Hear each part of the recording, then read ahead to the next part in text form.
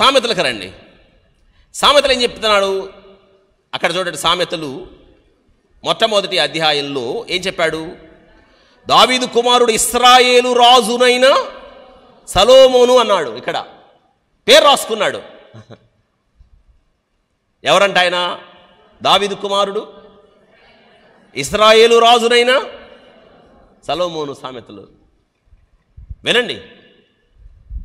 మా నాన్న, నా తండ్రి నాకు లెగసీ ఇచ్చాడు, నాకు కీర్తి ఇచ్చాడు, ప్రతిష్ఠ ఇచ్చాడు. లోకంలో తలెత్తుకొని తిరగడానికి మా నాన్న కారణం అయితే మా నాన్న పేరును కొనసాగించవలసిన బాధ్యత నాదే కదా. మీకు నా విషయం అర్థమవుతుందా? నా తండ్రి దైవజనుడైనప్పుడు నాకిచ్చాడు.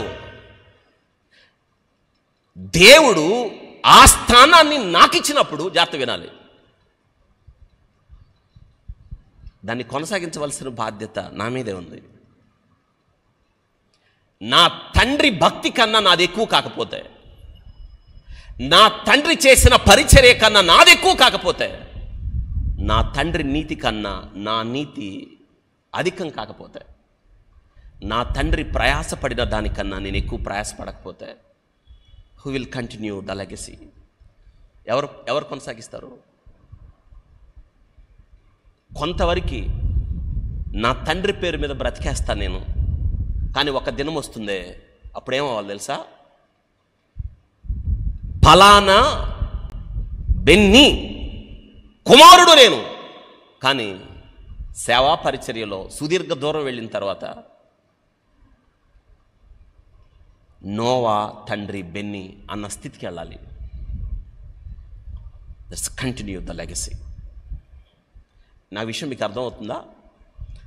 నా తండ్రి ఇచ్చింది కొంత దూరం తీసుకెళ్ళాను నేను, కానీ చివరికి ముగింపుకి వెళ్ళేటప్పటికి నా పేరును బట్టి నా తండ్రి పిలువబడాలి.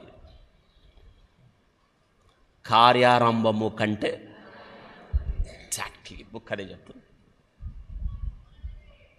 ఈ పుస్తకం చెప్పేది ఏంటో తెలుసా? ఎలా ప్రారంభించావు కాదు, ఎలా ముగిస్తున్నావు.